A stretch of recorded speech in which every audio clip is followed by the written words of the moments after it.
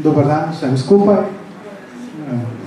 V naši sredi prisrčno pozdravljam dr. Karla Gržana, ki se je odzval našemu vabilu. Dobar dan še z moje strani, vsem in vsakemu posebej. Pa se upravičujem, da sem dvakrat je rekla gospa ravnateljica, odložil oziroma preložil oziroma se moral odpovedati. Pri meni je problem, da recimo zdaj po počitnicah imam kar dosti moči in energije, potem sem pa kar naprej nekje in potem ta energija pada in potem se začnejo prižigati trpeče lučke, to pomeni, da me začne ven metati, to se pokaže, ker ne upoštevam teh znakov, ki se pokažejo sicer že predhodno, ne, in grem na silo, potem pa se pokaže tudi na telesu. In pač se upravičujem, sem pa danes zelo vesel, da sem tukaj. Pravzaprav bom kar rekel, da sem počaščen, da sem tukaj. Ja, najlepša hvala še enkrat za vaš prihod. Morda kratko predstavitev, če vas kdo ne pozna, ampak sem skoraj prepričan, da so vsi tukaj slišali o vas. Dovolite mi, da preberem. Dr. Karel Gržan, duhovnik in doktor literarnih ved. Avtor številnih literarnih del, ljudske igre, ukvarjali ste se tudi z arheološkim delom. Leta 1997 ste ustanovili dom Pierinovo komuno za dekleta. V zadnjem času pa pišete politično-ekonomska besedila in sicer ste napisali nekaj knjig. Ena izmed njih je tudi 95 tez pribitih na vratah svetišča kapitalizma za osvoboditev od zajedavskega krematizma. Pa recimo, kaj počne Bog nebesih, če na zemlji toliko trpečih. Pa knjigo recimo s pomenljivim naslovom Ustanimo v suženstvo zakleti. Mislim pa, da ste pred kratkim nedolgo nazaj izdali tudi knjigo nekoliko bolj humorne vsebine. Ja. Jaz naslov tega, jaz bom kar malo stal, da vas bom se videl. Torej, knjiga ima naslov Charlie Chaplin. Zdaj bi vsi mislili, da pač se poistovetim z Charliem Chaplinom. Torej, sem vesel, da sem vsaj po funkciji blizu, namreč jaz sem tam v Lučah pa Solčavi kaplan, to pa pomeni Chaplin, ne? In ker sem Karli, sem pač Charlie, ne? To pomeni, da sem Charlie Chaplin. In ta resnični Charlie Chaplin je zapisal, da je mnogo raje kot politik, da je humorist, kajti s tem prispeva več k preraščanju, k osvobajanju v družbi. Namreč mi pogosto mislimo, da spremembe prinesejo kakšne revolucije ali pa, Bog ne daj, vojne, ampak edine resnične spremembe, ki so dejansko preraščanje obstoječega stanja, je ironija, je smeh. Zakaj? Veste, smeh je vedno temelji zelo na samozavesti. Ko ti veš, da je recimo ali v družbi, recimo v naši Sloveniji, veliko dobrega, potem pa na podlagi dobrega izpostaviš eno stvar, ki bi jo bilo vredno prerasti in jo daš v ironijo, v posmeh. S tem tisto neumnost izničuješ. Isto pri sebi, ne? Če vem, da bi rad kakšno stvar prerastil, ne, da ironizacija ni nikoli poniževanje samega sebe, ampak je zdrava ironizacija temelji vedno na zdravi samozavesti. Ko mi vemo, da je v nas veliko tega lepega, tega dobrega, potem izpostavimo pa eno stvar, ki bi jo radi prerasli in jo damo v humor, v smeh, ne? In to je tisto osvobajanje. Ampak ne možeš dati vsega naenkrat, ampak izpostaviš posamezno stvarčico, mogoče kaj malega, in potem se skupaj smejo in takrat izgublja moč. Zato so imeli, veste, včasih modri vladarji, so imeli narekovajih ali pa brez zaposlene dvorne norčke. In mi si mislimo, da so bili ti dvorni norčki tako malčke bolj šibkega uma. Nikakor ne. Dvorni norček je bil izbran izmed vseh kot najbolj miselno pronicljiv. Če berete recimo od Shakespearea Kralja Leara, tam ima najbolj modre izjave dvorni norček. Ne? In kaj je bila naloga dvornega norčka? Naloga dvornega norčka je bila, recimo, ko je zbral kralj ministre, takrat je bil prisoten tudi dvorni norček. In če je kateri od teh ministrov hotel uveljaviti, uzakoniti nekaj, kar bi bilo na škodo skupnosti družbe, je dvorni norček pred kraljem in pred zbranimi ministri tisto stvar ironiziral. Delal si je na norca. Ampak to na zelo, veste, prefinjen način, ne banalno. Ne? In potem so se seveda vsi smejali in se je seveda smejal tudi tisti minister, ki je hotel uzakoniti določeno neumnost. In s tem je na nek način izničil, z samo posmehom je izničil potezo, ki bi lahko prinesla nekomu škodo. Če pa je hotel kralj uveljaviti neko neumnost, je pa to seveda dvorni norček naredil na 4 oči.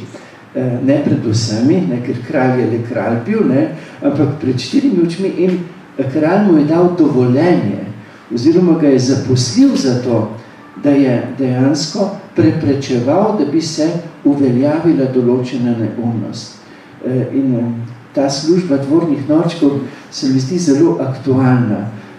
Da bi imeli recimo res ljudi, ki bi imeli radi recimo ali našo deželo, karkoli bi izpostavili in bi zaradi ljubezni do življenja, iz naklonjenosti do življenja na nek način pomagali, da bi dali v posmeh tisto, kar pa nas lahko v našem sožitju ogrozi. Zdaj sem vam segel v besedo. Ne. Vsekakor. Mislim, da ste dali eno dobro istočnico. Namreč v svoji knjigi se dotaknete tudi drugačnosti. In sicer pestrosti misli, pogledov človeštva, ki je rojeno, pravite, za raznolikost kultur, religioznih predstav in podob. Prav drugačnost je po vašem mnenju premalo prepoznan kapital medosebnega in družbenega oplajanja in bogatenja. Kakšno je vaše mnenje, kako živimo drugačnost v Sloveniji, kako živimo drugačnost v ekonomiji, politiki, v procesu izobraževanja, v družbi nasploh? Kako se sploh uspevamo v Sloveniji dopolnjevati, povezovati? Stari modrec Platon je rekel, da bi morali za spretnost dopolnjevanja in sodelovanja vaditi glasbo. Vam bom kar razložil, zakaj. Glede, ljudje radi po svoje razmišljamo. Ko nam nekdo pove neko misel, mi že mislimo naprej. Po svoje smo pa ljudje tudi zelo občutljivi in to je lahko razlog, ta raznolikost je lahko, pa občutljivost je lahko razlog, da se izključujemo, namesto da bi se dopolnjevali. In zato je treba dopolnjevanje in sodelovanje preprosto vaditi. Ni dano samo po sebi. Mi se znamo samo po sebi dvobojevati, izključevati, še posebej, če smo kje ogroženi, je to izključevanje še toliko bolj močno. Ampak jaz večkrat pomislim, ko govorimo o Slovencih, ne, da smo Slovenci specialisti za harmonijo v raznolikosti. Po eni strani smo, si upam reči, bolj občutljivi in zaznavni kot drugi narodi. To je zdaj seveda rečeno zelo površno. Ampak je pa to en pokazatelj, recimo v številu naših narečij. Velika Rusija ima, veste, kak je Rusija ogromna dežela, ne? Če se pomislite na zemljevid, veste, Rusija, ne? Velika država, Slovenija pa je taka mičkena, ne? Ampak v tisti ogromni Rusiji je približno samo 20 narečij. V Sloveniji pa imamo preko 50. Ampak kaj to govori? Da mi hočemo malo po svoje misliti, malo po svoje zmeneti in da smo zelo senzibilni, zelo občutljivi. Zato moramo še posebej vaditi petje, kot bi rekel Platon. Zakaj? Ker veste, v petju se vadimo več glasje, ne? Vemo, da pojemo z različnimi glasovi, zdaj z 4 glasovi, v Lučah poje celo 6 glasno. V Solčavi pa ena deklica, ki sicer študira glasbo, vadi preproste kmečke ženske peti celo 8 glasno. Veste, kaj je to? Ampak kaj to pomeni? Da vsak zveni za svojo mislijo, za svojim glasom, ampak da se znamo ujeti v harmoniji. 4 Slovenci pojejo 4 glasno, ampak znajo se ujeti v harmoniji. To ne pomeni, da mi nekoga, ki misli drugače, izključimo, ne? Ta pa poje napačno. Ne, ta poje svojim glasom. In mojstrovina je, da znaš ti to raznolikost, to različnost misli uskladiti za skupne cilje. In to bi mogli mi vaditi. Mi se učimo marsikaj, ne? Imamo različne predmete, to imate v šoli različne predmete. Eden od predmetov je pa tudi, kako različnost misli uporabiti ne za izključevanje, ta je pa butast, ta pa narobe misli, ampak za dopolnjevanje. To je zame tisti recept 5-1. Preden pomisliš na eno stvar, ki te pri nekom moti, ne, ker mi bi takoj odbili. Pomislimo na 5 stvari, zaradi katerih mi je pa s tem človekom dobro sodelovati. Najbližji si gremo najbolj na živce. In tisti, ki ste si najbližji, te lahko zelo hitro pri kom kaj zmoti in bi se tako odvrnil, ne? Ampak pomisliš, kako dragoceno je, da lahko živite skupaj. Toliko tega lepega skupaj doživljate, kako ste drugemu pomembni in dragoceni. Ja, smo različni, smo po svoje občutljivi, ampak to je treba dejansko vaditi in imeti seveda za to dobre zborovodje. Zbor, ki bo pel večglasno v harmoniji, rabi dobrega zborovodja. Ne? In tu Slovenci se bomo pač morali vprašati, koga si želimo izbrati za zborovodje in na nek način bomo morali tiste, ki so zborovodje v takšnih ali drugačnih skupnostih, za to izjemno pomembno funkcijo tudi usposobiti. Da nekdo stopi pred zbor, ki bo pel 4 glasno, dejansko, mora imeti za to neko usposobljenost. Prav tako bi moral imeti neko usposobljenost za povezovanje raznolikosti v harmonijo skupnih ciljev, tudi tisti, ki je tako ali drugače postavljen pred skupnost in mu je naložena na nek način vodstvena funkcija. To sem trdno prepričan, to govori že Platon in na nek način tega starega modreca bi bilo dobro po svoje tudi upoštevati. Ne? Vaditi glasbo, pa če pomislite na orkester, ne? Toliko inštrumentov, pa imaš noter tolkala, pa brinkala, pa trobila, pa kaj zvem, kaj še imaš vse, ampak čeprav vsak po svoje zveni, pa je vendarle ujamejo harmonijo, ne? Skupne skladbe, in tudi mi, ne? Vsak po svoje zveni, ampak je harmonijo narodne enosti, edinosti, kljub raznolikosti, ne? Ker kot pravi Anton Trstenjak, ta slovenska občutljivost in raznolikost je temeljni kapital naše domovine, če bomo ta kapital znali uporabiti in izkoristiti. Ne? Lahko nam je pa v škodo. In jaz verjamem, da nam bo korist, upam, da čim prej. Hvala za komentar. V svoji 75. tezi pravite takole: uporabiti je potrebno pedagoški pristop iz preteklosti. Prvič, spoznaj samega sebe. Drugič, čim več možnosti za razpravljanje, katerega cilj je širši uvid in ne nujno zmaga enega mnenja nad drugim. In prav tako v svoji knjigi omenjate nevroznanost, kateri izsledki nakazujejo med drugim tudi na potrebo po spodbujanju razmišljanja, po tako ustvarjanju novih miselnih povezav. Učenec ni več klasični učenec, učitelj ni več klasični učitelj, učitelj je tudi namreč sam učenec življenja. Kako v sklopu tega, kar ste povedali, in v sklopu teh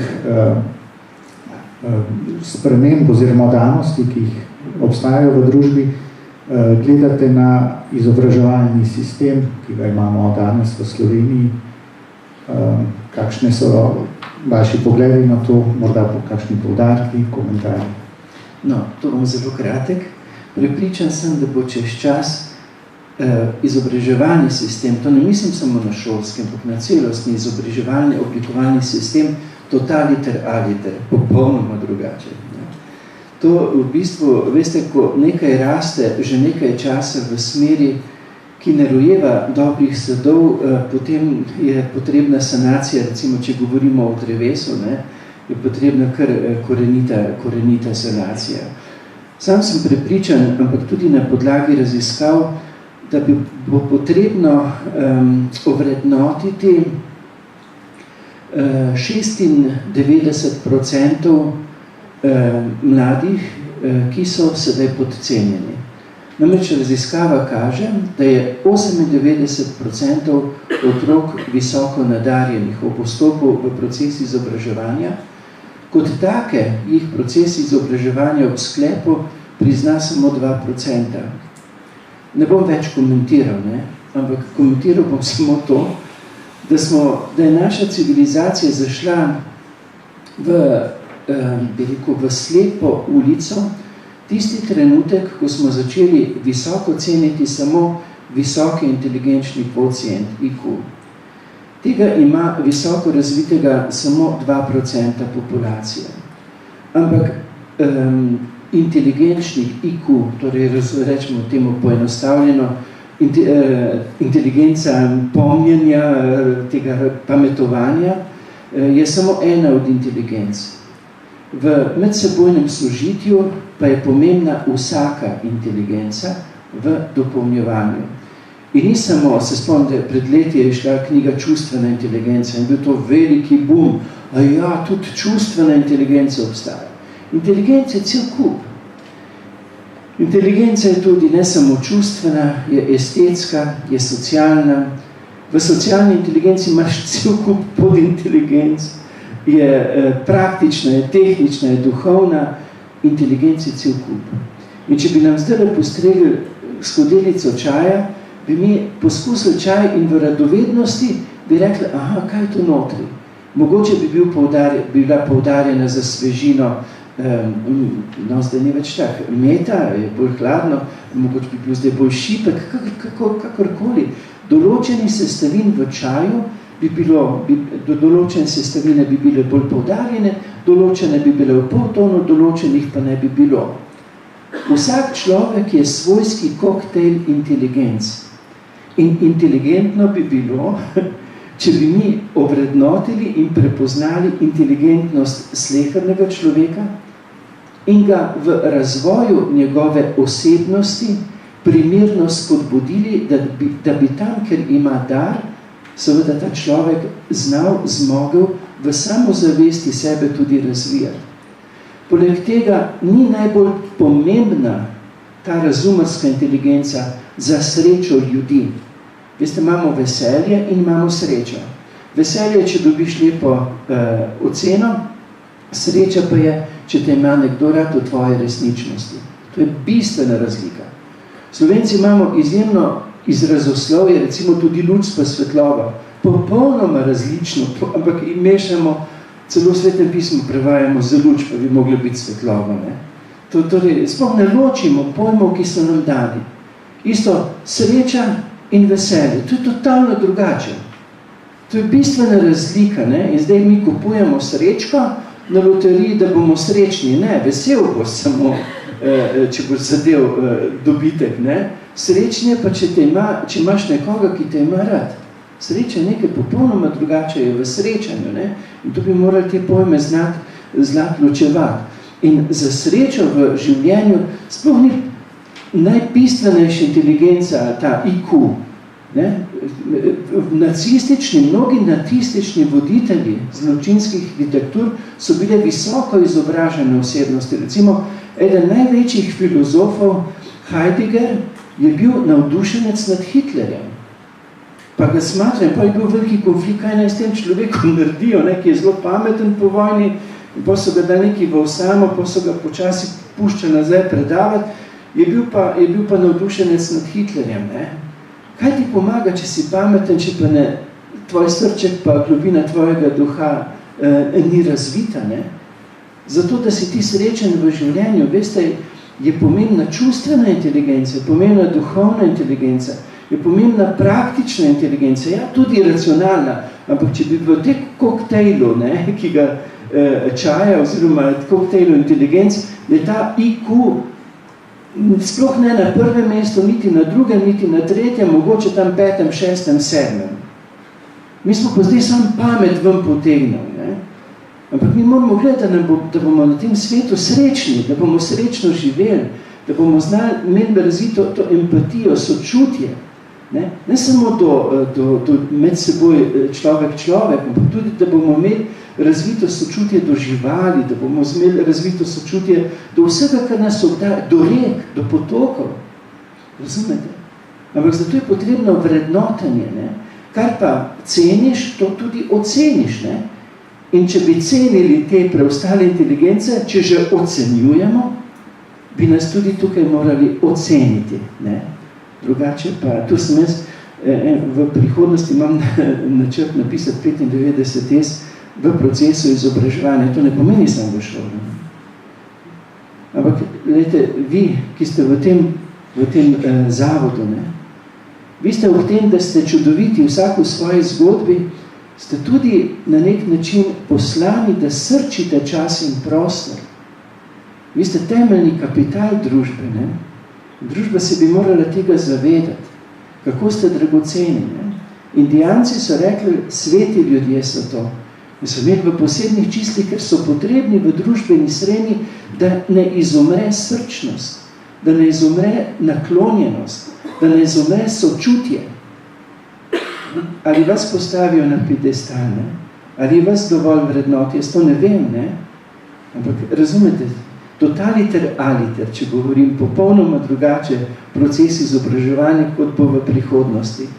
Trenutno so na eni zelo zahojeni poti, ki pa, hvala Bogu, prihaja k tistemu zaključku, ki se mu reče slepa ulica, in jaz sem na to zelo vesel, ker poznam mnogo odličnih pedagogov, ki so sposobni odpirati miselne horizonte v smerih, v katerih bo prepoznan vsak človek v svoji osebni vrednosti, v katerih ne bomo videli manj ali bolj vredne, ampak bomo videli vsakega čudovitega v poslanstvu, v zgodbi njegovega življenja in mu bomo dali pečat vrednosti.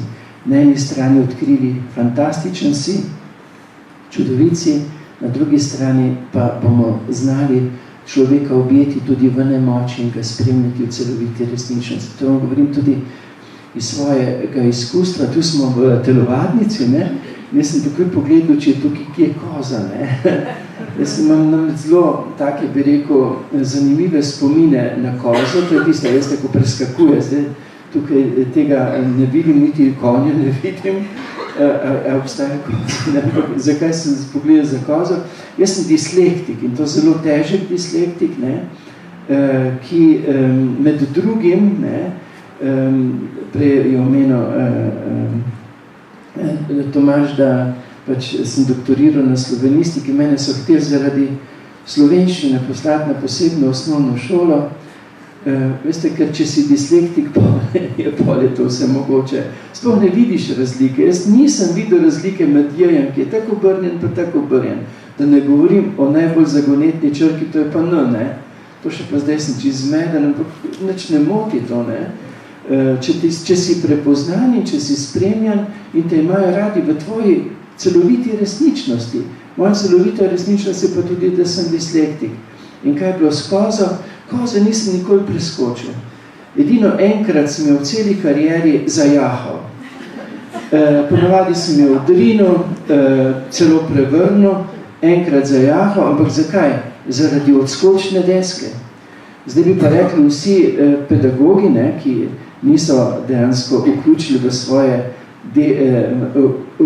svoje delovanje tudi miselna dislektika, ne.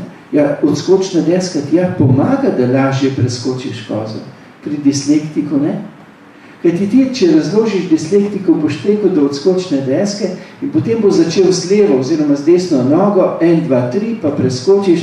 Dislektiku ima v glavi totalno zmešnjavo in ni sposoben presoditi, kjera je leva pa desna roka. Še zdaj, recimo, ko se kam peljem, pa mi rečejo, zavij desno, zavijam desno, ker pomislim takoj, s kjero roko rad jem. jaz rad jem, ne. Če pa rečejo levo, pa ponovadi grem kar naravno, zakaj? Ker ko reče levo, če ni dovolj hitro rekel, najprej pomislim, s katero roko reče, s to roko redim, ta roka je desna, leva je ona druga, ampak takrat sem že ponovadi čez križišče naravnost, ne. Ampak kaj, danes se temu smejim, ne. Veste, to je tisto pomembno, da vsak izmed nas ve, da je čudovit v svoji zgodbi življenja, da je toliko tega, česar se lahko veseli. In to mora biti, kot mi rekel gospa Gabi Čečinovič Vogrinčič, v razmerju 5:1. Toliko tega zmoremo, toliko tega se lahko veselimo. In ko si prestrašen ali pa zagrenjen, zamorjen, joj, to nisem, to ne zmorem, pomisli pa na 5 stvari, ki jih pa lahko. In ne pozabiti, da najpomembnejša inteligenca čustvena, zmoreš ljubiti in zmoreš čutiti ljubezen. In samo to je sreča. Samo to lahko imenujemo sreča. Vse ostalo je samo veselje, ki na mnogo nižji stopni v primerjavi oziroma v veličini, ki se ji reče, kot bi rekel Ježek, gospa sreča.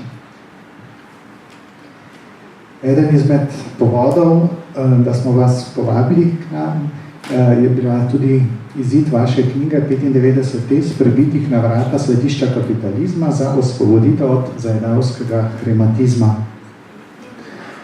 Seveda jaz pa morda tudi kdo izmed mojih kolegov si je že prebral tako vašo knjigo, kakor tudi se je poučil, kaj vi razumete pod besedo krematizem.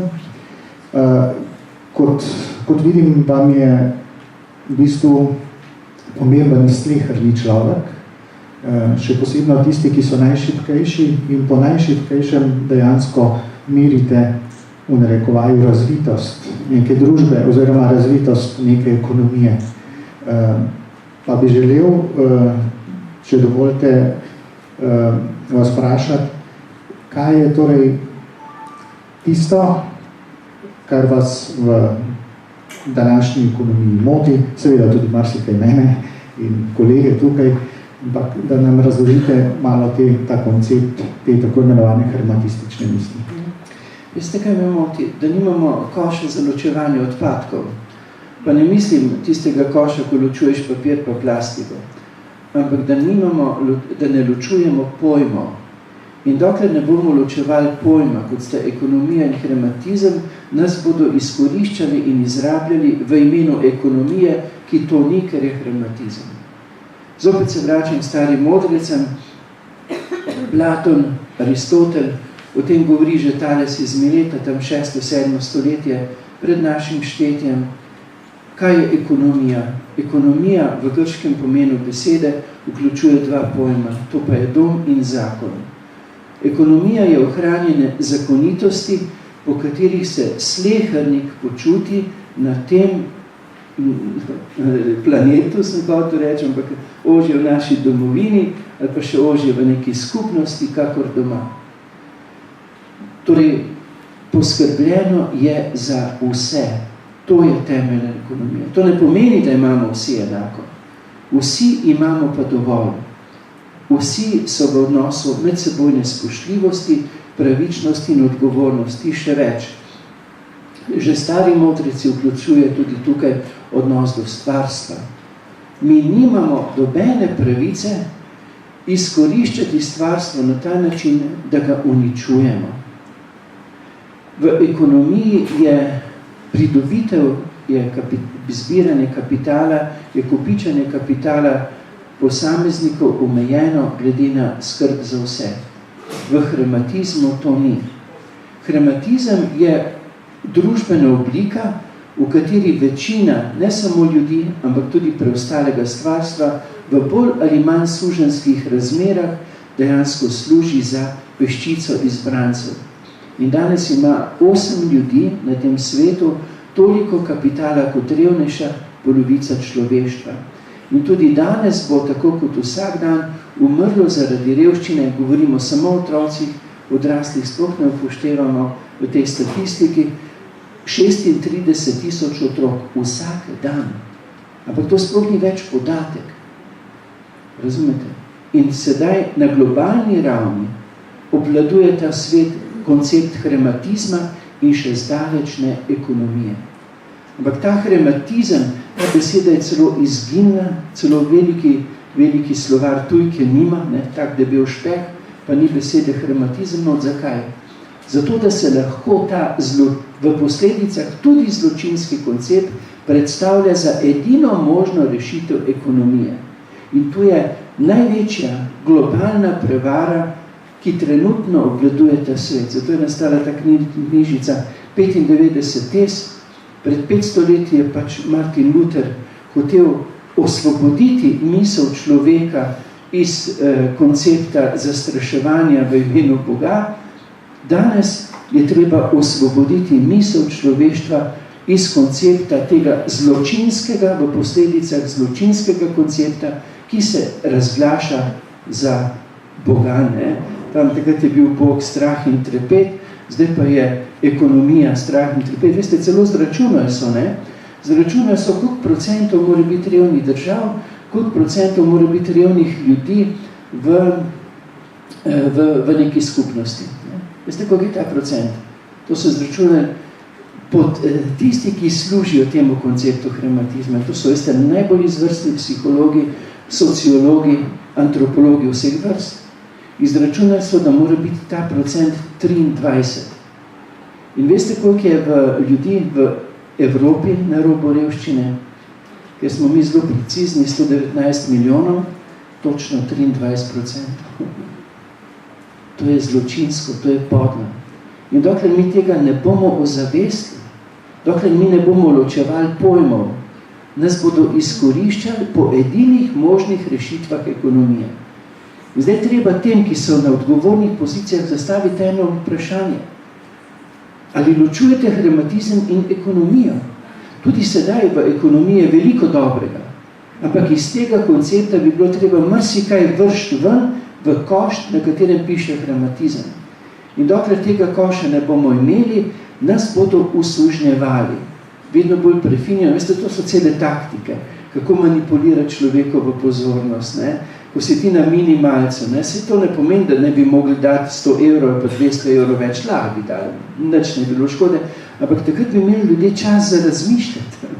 Ti pa moraš držati na minimalcu pa malce pot, ker pa bo sam razmišljal, kako bo s tistim denarjem prišel čez mesec, skozi bo frustriran, sploh ne bo več razmišljal o svojih pravicah, govoril bo, hvala Bogu, vsaj šiht še imam, to mi ne bom pravil, kaj mi govorijo, recimo, ker bi omenil pač določene službe, ko so pravzaprav v služenskem razmerju, dejansko deljen delovni čas, vmes se vozi 1 uro do šihta, 1 uro nazaj, dejansko bi moral dobiti plačan tisti vmesni čas, ker je pa reš nas čakanjem, to sploh več nihče ne razmišlja, da je to, recimo, da ti nekdo ukrade cel dan, da je to nedopustno.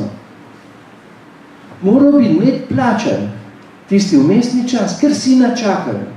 Dobesedno. Potem ne razmišljajo, recimo, kakve poštarce, ne razmišljajo. Hvala Bogu, da je še šiht, To je, veste, zajedalsko, izkoriščevalsko, vedno bolj služensko. In dokler mi ne bomo prebudili zavest, ampak tu temeljno je pa, da bomo razlikovali pojme, kaj je ekonomija, kaj je v ohranjanju zakonitosti, zaradi katere se bo vsi počutili doma, kaj pa je nedopustno, ker je hrematistično, ker je zajedalsko, ker je izkoriščevalsko in je, Platon, Aristotel so govorili, je zaradi tega neetično, torej nima kaj iskati ta hrematizem na prizorišču življenja. Pravite v enem izmed intervjujev, če je človek pohlepanje iztirjen, sebe notranje obremenjuje, druge pa pahne v nedopustne razmere. Ali bi lahko kot vzrok tega hrematizma označili, torej, da gre za pohlep, oziroma če gremo še v teološko nazaj v tako imenovani izvirni greh, ali pa je vzrok za tako stanje, ki ga vidite danes, še v čem drugem kot samo v človeku samem. In še drugo vprašanje, kje vidite izhod iz tega? Omenili ste še, revolucija ni izhod.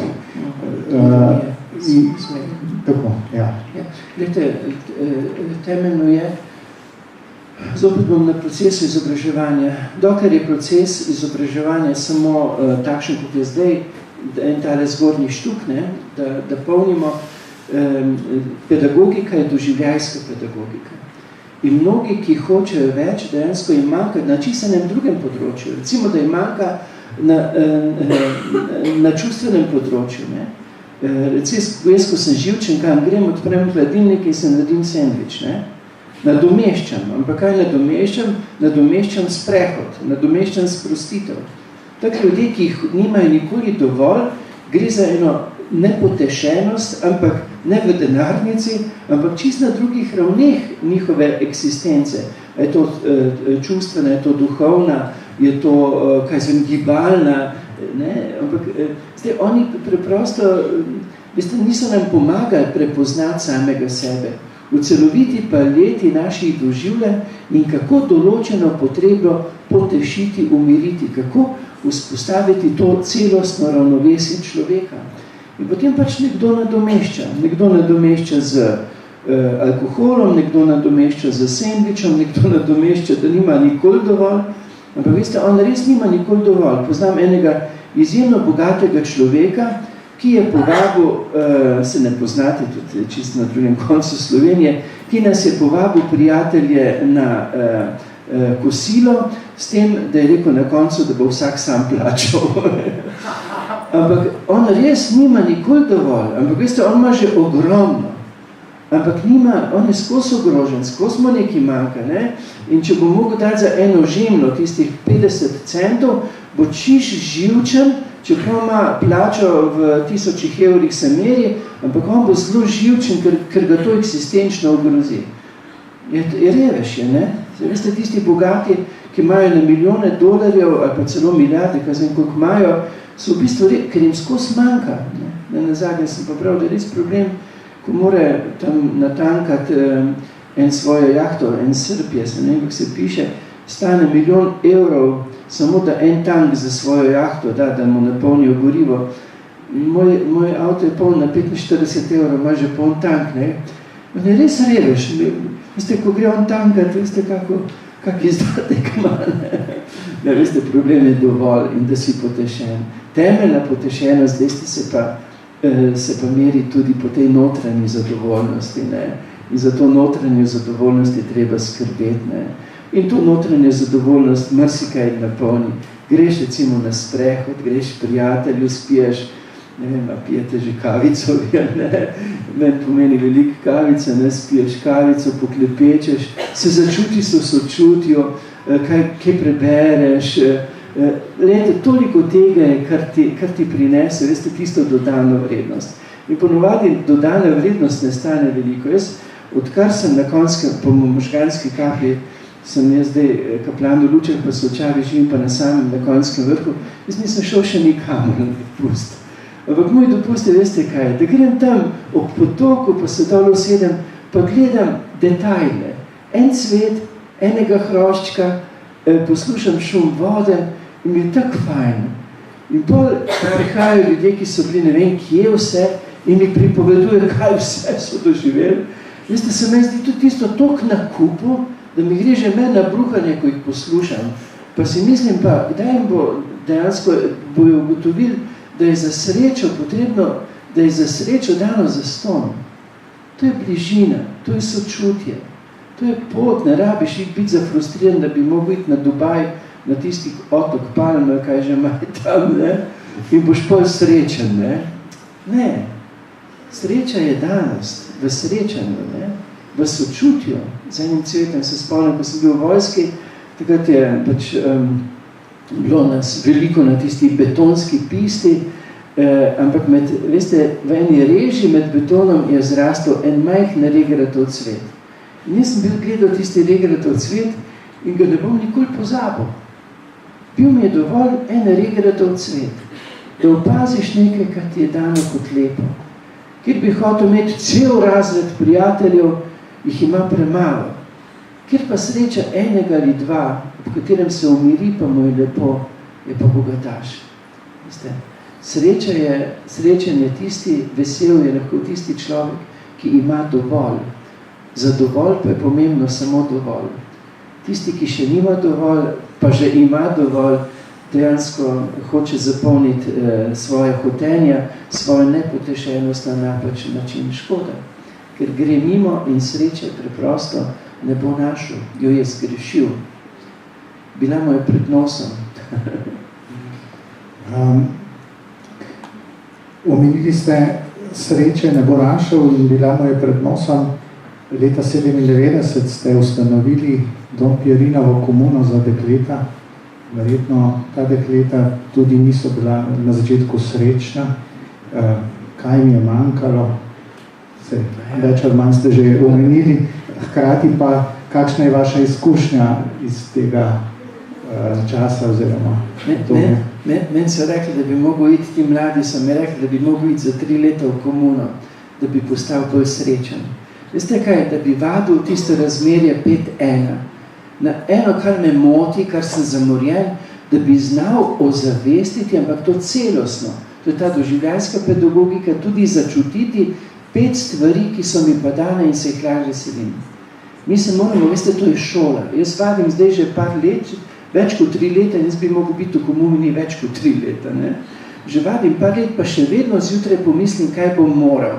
Danes sem se najbolj bal, veste kaj, srečanje z vami sem se veselil, sem se pa bal vožnje čez hrib, ker mi avto pušča tekočino, pa sem mislil, joj, kaj če mi zakuha, ampak mi ni zakuhal, ne?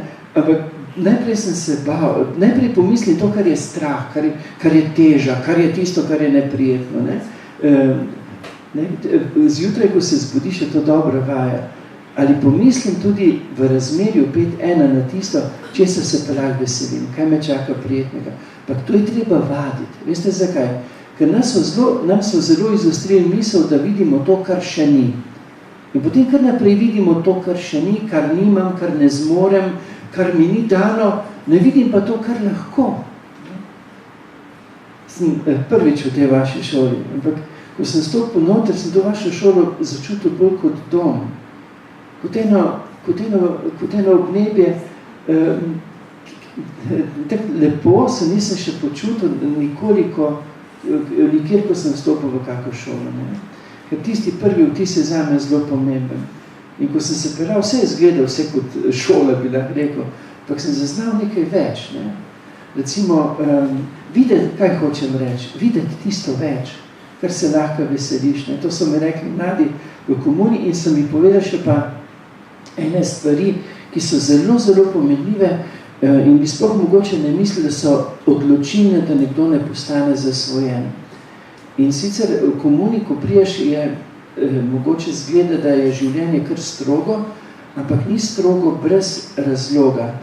Oni so mi rekli, mladi, da je temeljna, da korenini zasvojenost, ker ne znamo vrednotiti skromnosti, potrpežljivosti in ustrajnosti.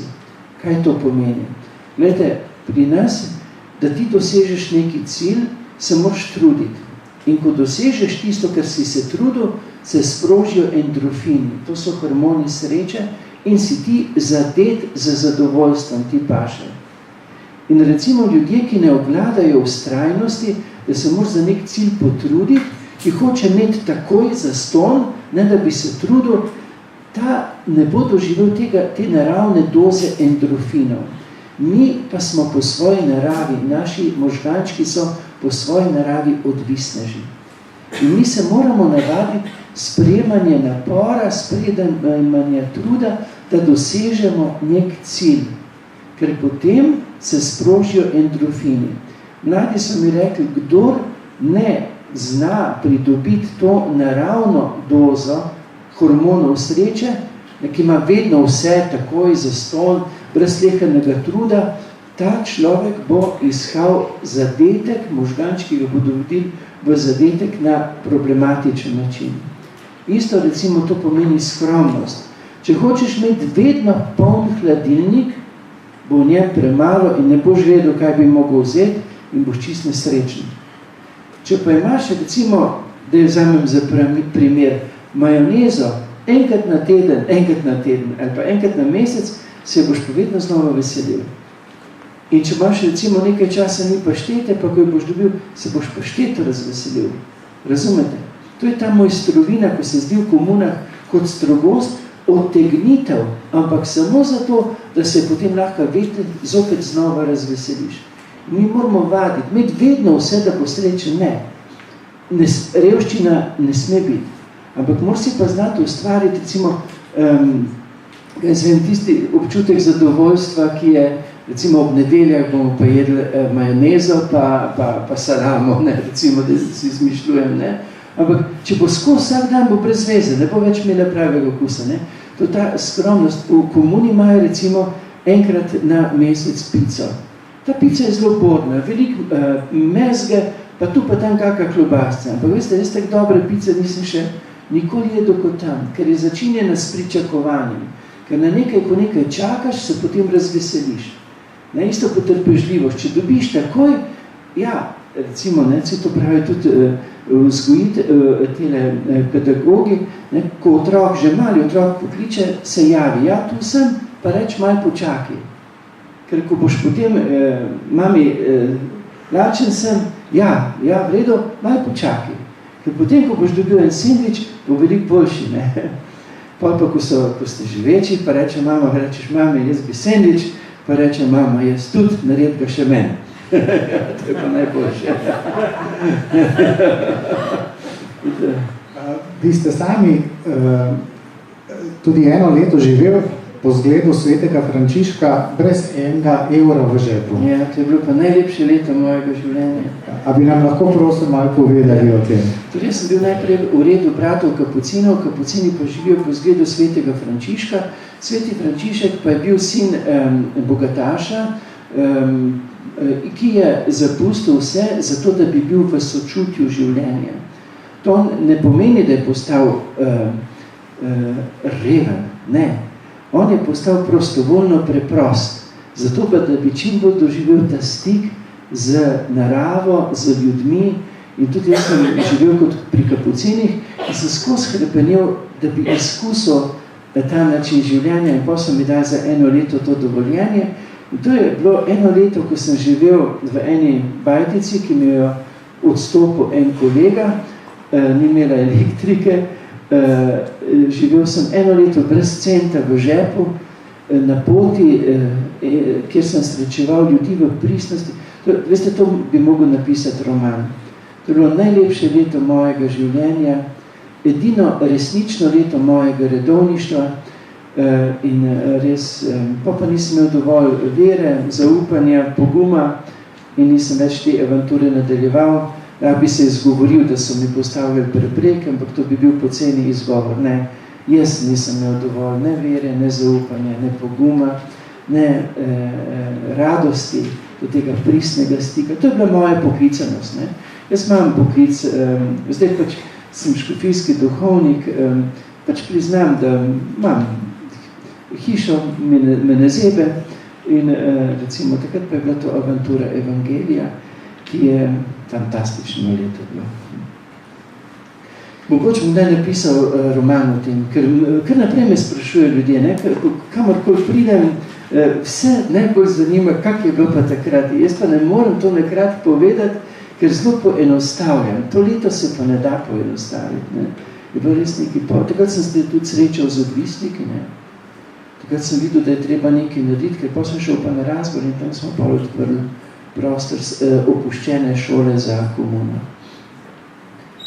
V svoji 72. tezi pravite, navajam, od vseh človekovih sposobnosti je pomembno poudariti naš največji talent in v njem naša največja vrednost, to je ljubezen, biti ljubljen in tudi sam ljubiti. Temeljno poslanstvo ni v opravljanju zaposlitve, ne živimo zato, da smo zaposleni za preživetje, zaposleni smo zato, da lahko preživimo. Še posebej, če opravljanje našega poklica ni v sozvočju s poklicanostjo in se tako uresničujemo v talentih, predvsem v osnovnem, ki se izraža v medsebojnem odnosu ljubezni. Pa bi me za konec, preden dam še mikrofon poslušalcem za vprašanja, zanimalo, kako vi pojmujete ljubezen. Namreč to je zelo pogosto uporabljena beseda, v določenih primerih lahko tudi nepravilno razumljena, zlorabljena. Kaj je za vas ljubezen? Kaj je za vas, narekovali seveda, nasplošno, prava ljubezen, prava vzgoja? Morda 50 let nazaj so bila pravila zelo, zelo stroga. Danes so pravila mnogokrat preohlapna. Če bi tudi morda z tega vidika lahko nam par stvari povedali oziroma osvetlili. Zame je ljubezen sočutenje, sočutnost, ne? In ko ste omenjali, ne, da so bila nekdaj pravila, verjetno ste mislili telesno ljubezen zelo stroga, danes pa so ohlapna. Tudi danes poznavalci na spolnost govorijo, če ni te notranje enosti v sočutenju, celostnem, te bi rekel, srčnosti, globinski povezanosti, tudi sama spolnost ni doživeta v tisti polnosti. Ne? Človek je, to so rekli že stari modrci, enost, zlitost telesa, srca in globine duha. In vsaka ljubezen dejansko je v tej enosti, če je izkoreninjena katerakoli komponenta, je pač okrnjena. Jaz recimo sem celibater, ker sem duhovnik, ampak Bog me ni naredil za celibaterja. Jaz sem se zelo matral, posebej, ko sem bil mlajši, ne, to ni enostavno. Ne. Zato tudi, recimo, zelo povem, ne, da nobena ustanova nima pravice zapovedati samskosti, če ni to, ker Bog duhovnega poklica ne povezuje z celibaterskim. In če ga Bog ne povezuje, kdo si sme drzniti, da to zapove. Tako da sem tudi glede tega zelo jasen.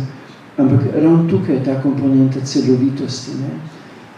Enosti. Človek je telo, je globina duha in srca. In nas bi morali učiti poezijo. Mi bi mogli se naučiti prepoznati in spoznati in sprejeti samega sebe v tej celoviti resničnosti, da bi se iz te celovite resničnosti znali podarjati tudi v odnosu. In bi morali te zakonitosti odnosa, ki je vedno znova v preraščanju, v evoluciji, v nadaljnosti in so krize sestavni del, ki nas primorejo, da gremo naprej še v večje razsežnosti svobode. To so temeljna področja, kjer bi nas morali usposobiti, da bi znali živeti v radosti. Ampak v tej radosti, ki je v nenehnem dogajanju, nenehnem preraščanju. Veste, to je tisto temeljno. In sreča je temeljna potreba, je največji dosežek v življenju. Ampak ta sreča, veste, mi smo tukaj, celo vesolje pleše, celo vesolje se vrti, naša galaksija se vrti okrog središča. Ne? In tudi nas bi morali naučiti ta ples. Jaz imam tam eno kapelco v hiši, noter imam kipec dveh, ki plešeta. Ne? Ker je to simbol, kako v tem odnosu dejansko tega plesa se približevati središču, ne, tam je galaksija, središče galaksije, ker se doseže ta sveta enost. Ampak to je, jaz sem povedal zelo abstraktno, ampak to je zame najlepše področje. To je mistika, ne, tudi zame je dejansko ta celovit odnos, tudi spolni odnos je samo mistični obred v hotenju, v združitvi, v enosti. To je zelo, tudi tu imam še načrt, si kaj ozavestiti, napisati. Ampak zato sem rekel, da sem prepričan, da nas bodo, pa ne mislim zdaj na šole, ampak celostni proces izobraževanja, da nam bo pomagal vrniti v to razkošje sočutenja, doživljanja, sprejemanja samega sebe, v to poezijo odnosa. Najlepša hvala. Za povabilo. Ja, če bi zdaj, kot smo se dogovorila, bi potem predal mikrofon še poslušalcem, tako da bi, če bi ima kdo kakšno vprašanje, bi bilo verjetno zelo dobro, da se odgovori nam, če ste še pripravljeni časa. Ja.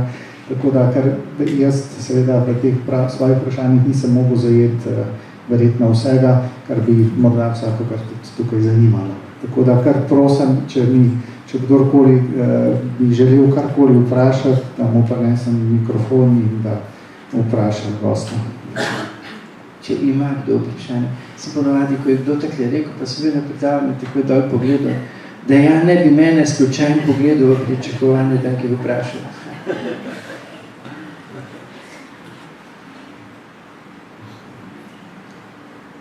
Tako da karkoli, tudi če dijaki mogoče, tudi če se bo zdelo še tako banalno, čudno, hecno in smešno, kar prosim vprašajte. No? Hecno in smešno imam najraj. A ti bi vprašal? Ne. Ja, izvolite.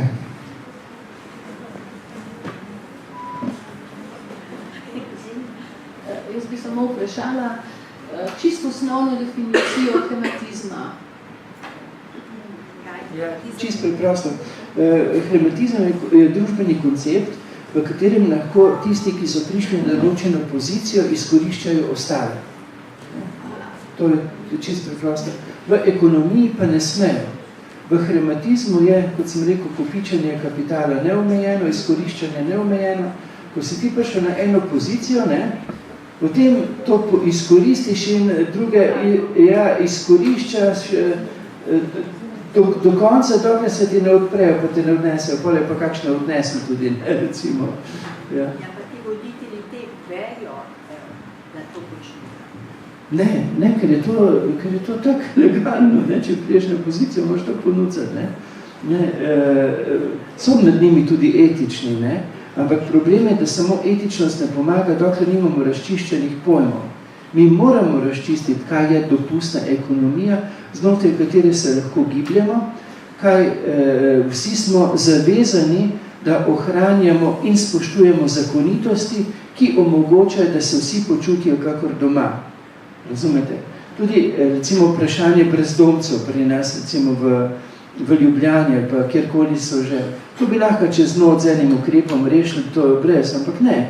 Veste, to se komplicira potem, to se dejansko zavestno, to je tisto, meni pravijo ljudje, ki so bili izbrani na določene vodstvene funkcije, pravijo, dajo ti šoferja, ena moja taka misel je, ko ti dajo šoferja, pazi, kdo te fura, ali dajo ti šoferja, urnik ti izpolnijo, strežejo te sprede in zadnji in te furajo. In ti sploh ne veš, da te furajo po edinih možnih dopuščenih konceptih. Poleg tega te naštudirajo nulo, vse tvoje frustracije upoštevajo in ti si dejansko, če nisi dejansko, vsak, ki je na izpostavljeni poziciji, bi mogel imeti na en teden, en dan, ko nima nobene obveznosti, da se ne bi odtujil od samega sebe. Tisti moment, ko ima pa izpolnjeno vse, in ga streže in se mu klanjajo, vsak takšen recimo potem pade na rdeči preprogi, to pomeni klecne na rdeči preprogi in dejansko ga več ni. Zdaj smo videli recimo določene osebe, ki so bile tudi zelo etične, ki so se popolnoma v tem obnebju izgubile in so delovali celo proti etičnim, temeljnim etičnim načelom. To je zelo, zelo nevarno, veste. Torej, biti, torej... To se pravi, za nas ni rešitev ali pač?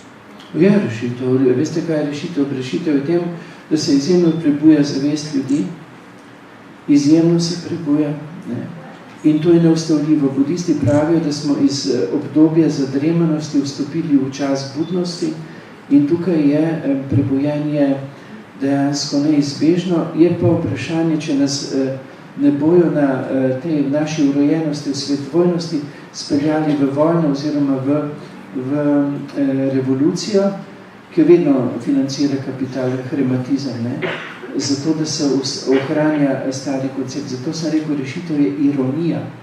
Nikoli revolucija, nikoli vojna ni spremenila situacije, ampak samo ironija, ironizacija, ki je bil dejansko. Tu pa je Zdaj, jaz ne morem govoriti o vseh stvarih, ker so tudi zelo take, bi rekel, družbeno na špici in so mogoče za tole srednjo malo preveč direktne, pa mogoče tudi udarne. Ne?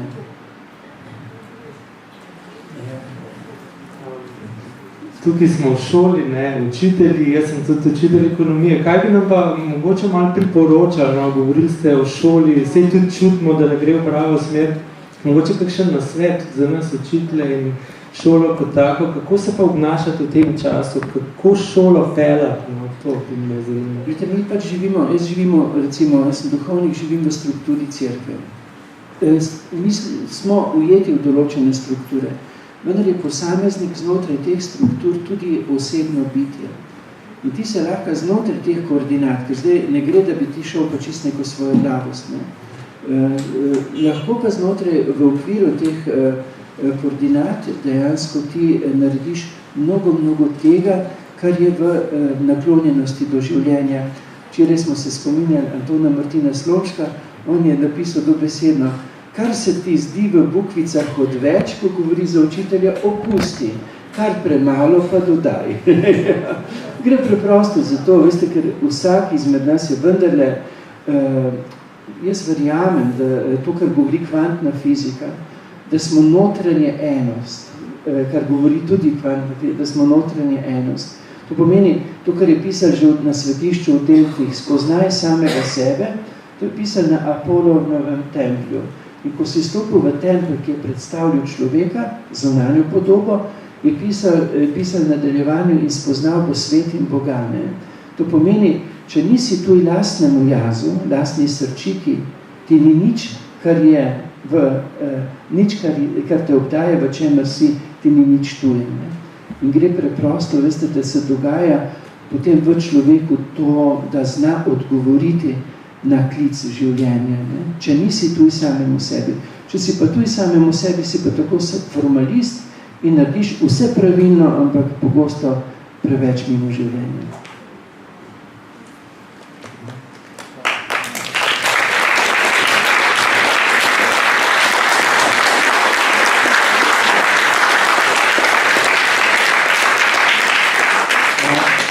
Spoštovani dr. Žan, jaz bi se vam najlepše zahvalil za vaš prihod, za vaše besede, misli, za čas, ki ste nam ga podarili, in v zahvalo vam podarjam tudi eno knjigo dr. Dušana Rudarja, psihologa, ki govori o inkluziji otrok s posebnimi potrebami za za pravično družbo.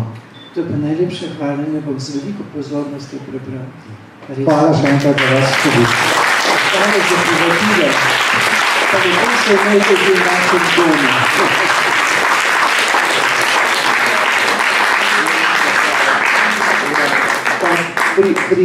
Prijetno druženje vam želim v učenju ne samo tega, kar je za pamet, ampak prepoznavanju tudi tega, kar je za radost življenja. Veliko lepega. In ne pozabiti na razmerje 5:1. Mogoče kaj nimamo, ne zmoremo, imamo pa toliko tega, kar pa lahko in se tega veselimo in iz tega živimo. Hvala.